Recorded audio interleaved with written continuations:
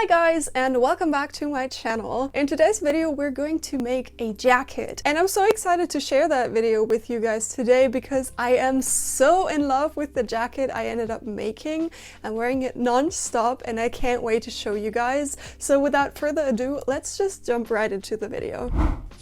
So the first thing that I'm gonna do actually for this week's project is to print out my code block. This one is the one without darts. It's actually available on my Etsy. I'll put a link in the description down below. It's in the whole package of my ultimate guides for jackets and coats. You get this code block and a bunch of other patterns as well. There's actually 9 PDFs in that whole thing. And I'm using the one without darts just because I want my jacket to be straight and have no darts at all anyways. So obviously you're going to start with the code block that is closest to your design. And this is, in my case, the code block without darts. And I said that in multiple videos before, but you just simply need to print out this pattern in a scale of 100% and then tape the papers edge to edge together, and then you can cut out the finished pattern. Once I'm done with that, I will sample this code and see what my changes are gonna be and go from there.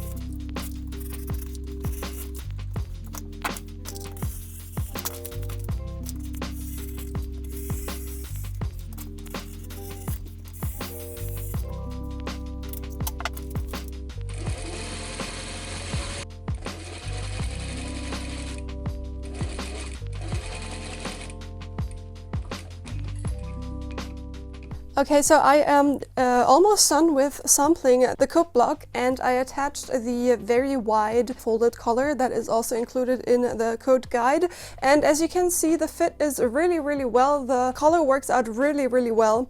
The only thing that I'm gonna do is attaching the sleeves and then see from there, because I already found that the back panel here, this height is a bit, if I unpin this, you can see it, what I mean.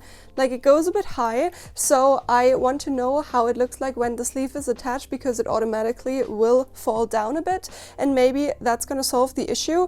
But maybe I will have to actually take out a little bit of here, also lowering the armhole a little bit. That all depends on how the sleeves will look on this code block. But yeah, I need to do the sleeves first. But as of right now, actually everything looks really promising. The only dart I have in this block is just the breast dart up here, and that's the one I put in. Actually, there are no waist darts. This is just a straight line down, because this is supposed to be very straight and oversized and boxy looking. Therefore, I don't really have a problem with this being this boxy way, but we're gonna see with the sleeves. I'll decide then. So let's do the sleeves.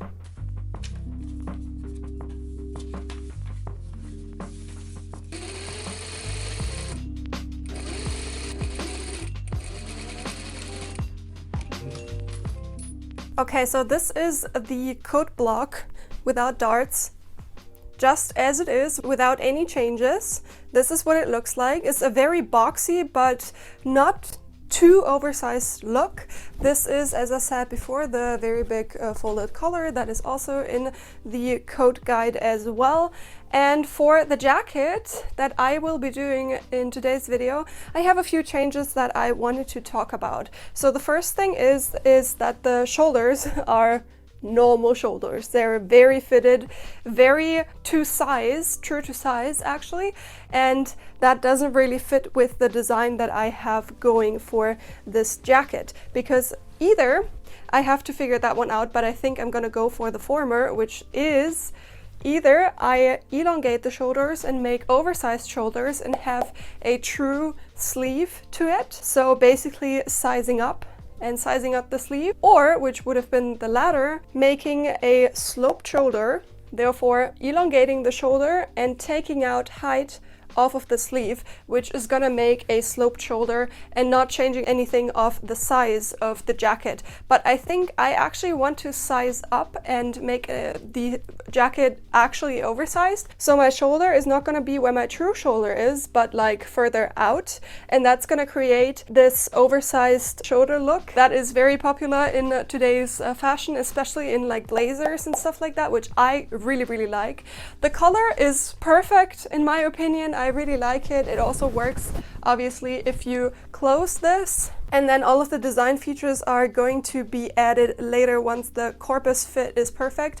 And I know that I will lower the armhole while I'm doing the whole sleeve thing, so I actually will lower this quite a bit. I was thinking about like down here, like 5 centimeters or how much that is, because I want really low and big sleeves. And I also think that while I'm doing this, I'm going to make the jacket even bigger. So I will put a lot of more width into my side seams while I'm lowering the shoulder. The basic coat block itself looks like this and works out really well. This is what it looks like. If you like this kind of style, you can just go for the coat block and use that for your design, honestly, because it really works perfectly. At least on me, it works really well. Obviously, you will have to make your own mock-up and fit it to your own body because everybody's body is different. But this is what it looks like, and I think that's also a really interesting look into the making of garments. I actually decided when I put the coat on my dress form that I wanted to lower the collar by quite a bit actually. This is like going down 15 to 20 centimeters from the actual collar point, the neck point in the center front. And I'm just putting a piece of fabric onto my new neckline that I just drew out and draped a new collar into place. This was kind of weird because I was working with a still attached different color while draping, so I kind of like, I don't know, I should have taken the collar off and draped the whole thing from scratch. But there you go, this is what I was doing. I'm basically just copying the front piece in the shape of the collar in the front and then just draping it onto the already existing collar so it makes a nice shape. This worked out pretty well, but I guess I could have had less struggle by just making it from scratch. Anyways, I then went back into my pattern on the computer and made all the alterations that I was discussing before and had a good old time with my friend on the phone there. And yeah, so after I did all of those alterations, I actually printed the pattern out and sampled the coat again just to make sure that everything is going to fit now before I actually go in and draw out all of the design features onto the jacket on my dress form once I'm done with that.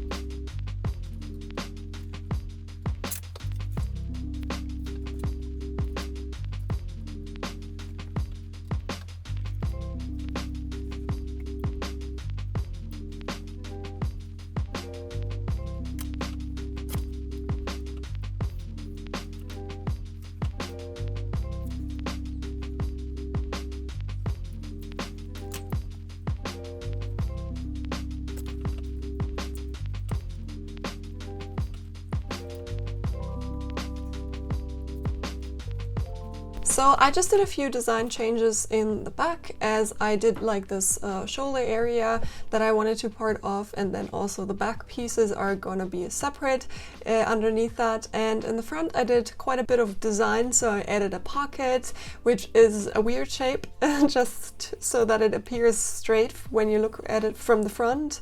and I added a zipper, I added a belt, and all of these kind of things, also side seam pockets, so that it's as useful as possible.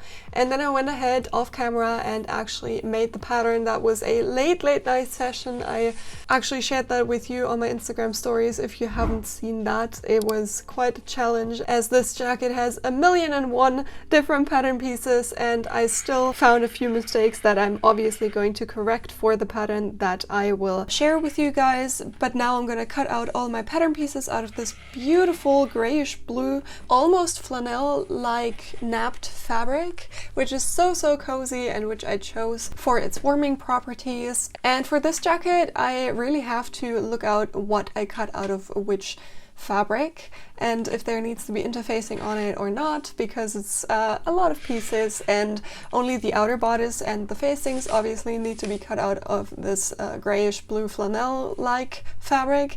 And then there's also the pockets, which need a cotton fabric, and then I decided to line this whole piece, so I'm going to cut out some lining pieces as well. But I decided to make the sleeve lining a acetate fabric and the corpus lining out of this beautiful viscose print that I showed you in one of my last videos, and I really like that. I think that makes the jacket a bit more interesting, and obviously it's still working fine. You can still go into the jacket without any difficulties. So this is just a small liberty I took in designing this jacket, and I absolutely love it. And now it's time to sew. So the first thing actually that I needed to do was the pocket flaps and the pockets themselves, because they will lay in the dividing seam in the front pieces. Therefore, before sewing anything together, I needed to finish the pockets. So I turned the flaps inside out and pushed out the edges like that. I actually did a top stitch after I ironed everything nicely, so that everything stays in place nicely, and I did the top stitch at around 1 centimeter. After I did the top stitch, I also, by the way, folded the pocket itself in the middle to make a bellow pocket, so that if you go inside the pocket there is more space. I also attached some closures on there.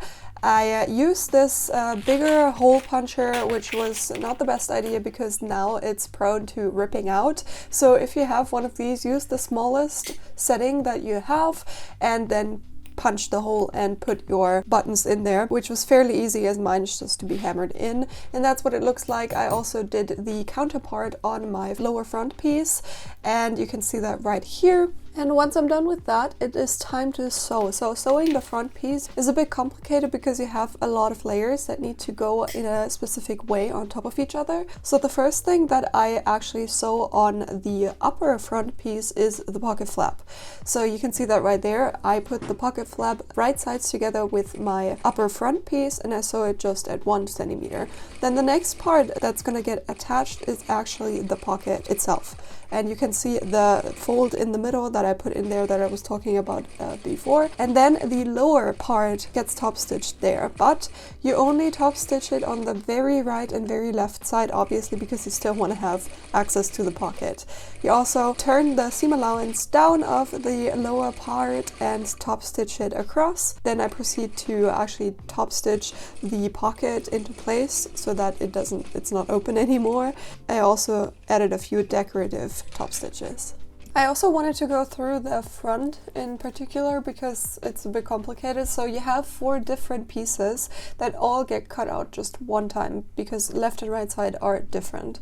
So they both have a fold somewhere in the piece, which I ironed down because in the seam that is next to it, so this one right there, the zipper gets attached. And the zipper gets attached on one side in the other direction than on the other side, if that makes sense. So you need to lay the zipper on the left side to the left as well, with the seam allowance to the left and the teeth to the right, and the zipper on the right side with the seam allowance to the right and the zippers to the left. So the other way around basically, so that they face each other and that you can zip up your jacket.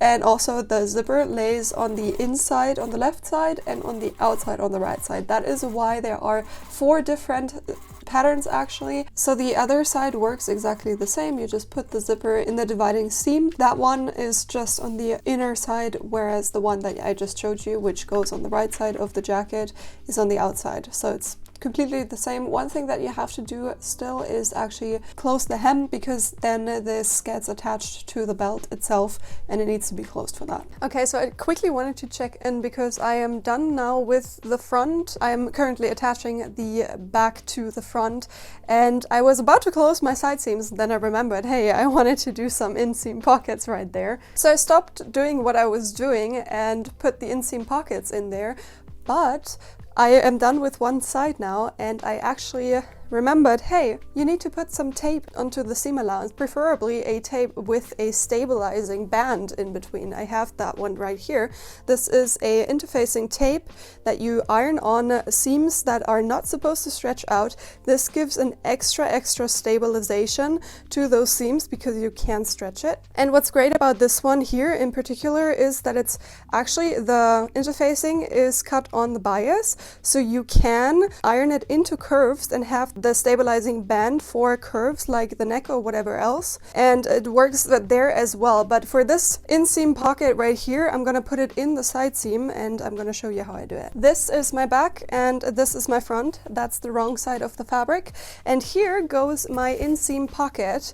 So I have some notches that I cut into the fabric right there, so I know that my pocket is only going to go from here to here. But you don't just want to cut the interfacing band just from notch to notch. You actually want it to go and extend a little bit further. So I'm going to put it from the hem, or it's a dividing seam right there, up until like 2 or something centimeters higher than the notch I cut in for my pocket.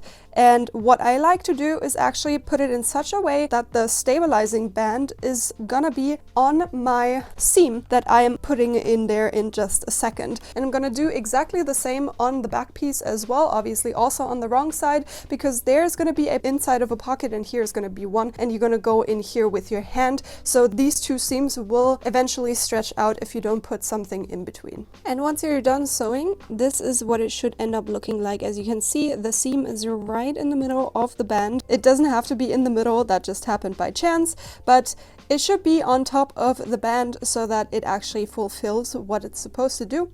And now I'm going to finish my pockets. They're the same pockets as in my Madeleine pants, so you know already how they work.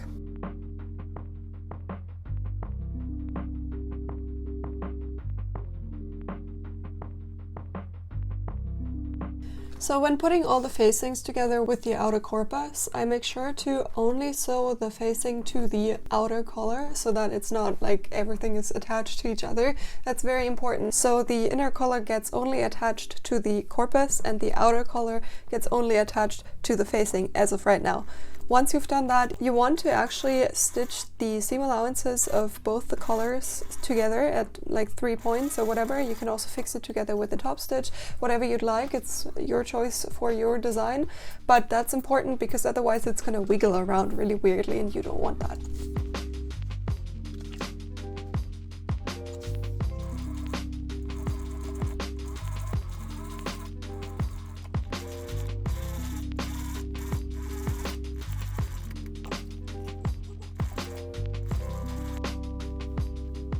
Once the collar is on, I'm continuing on with the belt, and the belt was actually quite difficult for me because I did the pattern a bit wrong. I changed it now for the pattern that is available to you. Obviously, I tried to make it as easy as possible, but basically what I did, since the belt is gonna overlap with the zipper on the left side to go to the right side where there is a button, the underside of the belt has to be detached on the part where the triangle is. Otherwise, you just can't sew it. I also had to do that with this belt right there, so I basically had to cut into it and to make sure that the pattern lines up with all of the seams that I had going on with my front facing, the front, and so on and so on. So don't worry, I changed all of that now. The pattern now is the easiest as it can possibly be. It's still a bit complicated nevertheless, but so is the whole jacket. So I guess if you really want to make this jacket, you need to be at least an intermediate sewist. Otherwise, I think it would be a bit too overwhelming. But yeah, I just wanted to include this as well, as I don't always make everything correct. Obviously, all of my patterns are tried out and corrected multiple times so that I can give you the best of the best. And this is no exception. You can see right there as I just cut into the belt. That was scary, but I managed to to do it correctly and fix the belt into place. Just be careful while sewing that you get all the corners in the right position and all the edges line up so that you get the best result possible. Okay, I've been working the whole day on the jacket and I am almost done with the outside fabric. I'm really pleased with how it looks so far. It's very oversized. It looks very, you know, kind of working gear aesthetics, I guess, which I wanted for this jacket. So this is really nice to see. I finished the belt right here, which was quite a hassle, to be honest. I also put the hardware in there so you can close it like this now, and then obviously also the zipper, which works really well. The only thing is now when I close this, there's this 1 centimeter gap between this seam and the overlap, and that's one thing I'm gonna change in the pattern as well, that it elongates like 2 centimeters more up until here, so it's for sure over the seam right there. But it's not too big of a problem for me personally now because everything is parallel and it looks neat like this as well. But just for the pattern itself in general, I'm going to adjust this right there. And then also another thing that I noticed is the zipper up here. It's intentional that it's not to the very top because I thought it's gonna look nice if it's opening up a bit, but to be honest, it doesn't really look that nice. It kind of looks like it's pulling too much. So this is something I will change as well. I'm going to put the zipper up here, all the way up in the pattern. Obviously not in this one anymore because I'm already way further than that to be able to change the zipper. But apart from that, this is how it looks like. And now I'm gonna do the sleeves. It's the next day and I'm going to continue working on the jacket. Today I'm actually going to finish the sleeves and attach it to the corpus so I can see how the complete look of the jacket in the end is going to be, and then I will continue with the lining. Hopefully that's not going to be a big task anymore. Normally that's fairly quick because it's already Thursday today and I still need to film the jacket and do a bunch of other things because on Saturday also for the other apartment my kitchen supplies are going to come, so my fridge and stuff like that. So I don't have that whole day basically, but I'm planning or hoping on being able to film the jacket on that day. So I can finish everything up either on the evening or on Sunday morning. Let's see about that, but for now we're actually going to continue with the sleeves.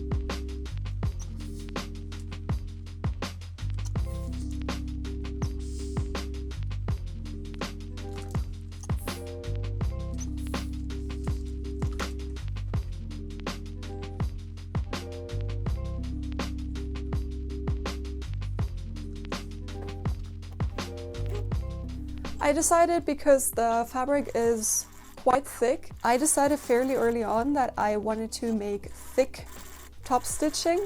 Thick in the sense of I am not going to top stitch like next to the corner or next to the seam, but I'm actually going to leave some sort of gap, so 7 millimeters or even 1 centimeter between the corner or the seam and the top stitching that I am doing.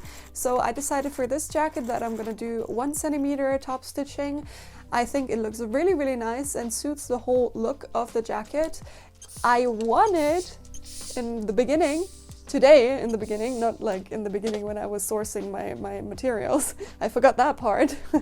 I wanted to actually use thicker thread, the thread that I'm using for Leatherworks here, but of course I didn't think about that when I was sourcing my fabrics, so I didn't have a matching thread, a matching blue thread. I have a thread, But that one, first of all, I don't think it would have been enough. And then also it's very, very blue. So it would have totally, I think, broken the whole jacket aesthetics wise. And I don't think it would have suited the whole jacket. And then I would have had black or white and everything was just not the perfect solution. So I ended up using my normal thin thread that I'm using for any other type of work. So I am done with the outer bodice now and I'm going to finish it and do the lining for it. So that should be quite a fast process. I just need to sew the side seams together and then just put it in. I'm always saying that though, and then I end up spending a long time on the lining itself and just the last few tweaks basically, because especially for this kind of jacket you can't really turn it inside out that well because you only have that big of a space to pull everything through. And it's not gonna really work with this kind of fabric. So I actually will have to hand sew a bunch and turn everything over through the hem, but it is what it is and you have to deal with it. Let's get going. Looking at the jacket now, I can really picture it also made out of leather. And I'm actually thinking about making this jacket in a beige pleather that I have right here because I wanted to make a leather jacket anyways, as working with leather is very different than working with fabric. And I really enjoy working with leather, to be honest. It's very pliable, I guess. You can leave me your thoughts in the comments down below. I'd be really happy to read through them and to figure out a project or a video topic together. But continuing on with the jacket, I actually finished the whole lining and I'm about to put it into the corpus. I basically just put lining and facings together in one complete seam, which is really easy. If you make your lining, your facings and your outer corpus, put outer corpus and facings together and then lining onto facings is the easiest way to finish a jacket. And then I managed to actually not hand sew anything at all, which was quite surprising because I thought I needed to hand sew the whole hem. I pinned the hem into place and top stitched my belt because I wanted to top stitch my belt anyways, and I haven't done that yet. So that was the best opportunity to actually close the hem because I was able to pin the lining in such a way that it would perfectly fold where I wanted to top stitch my belt. So I caught it at like 3 millimeters or something like that, and I was able to finish everything without even having to hand sew one bit. That's it for today's video. I hope you enjoyed. Before I show you how the jacket looks like worn, I just quickly wanted to ask you guys to just hit that subscribe button and ring the bell to never miss any uploads of mine. Also, if you like this video, please also give it a like and leave a comment down below what you would like to see next. If leather works would be something you're interested in, as I've been talking in the video about. To help me out, I would very much appreciate it if you just click down in the link and support me over on my Etsy store. I have loads of patterns. Most of the projects I upload here on YouTube are actually available as patterns on my Etsy, so please go ahead and check that out. If you can't, or if you just don't want to, I would also very much appreciate if you could just share this video with a friend or another like-minded person who loves sewing as much as we all do here. That would be amazing. Thanks so much for watching and I'll see you next time. Bye guys!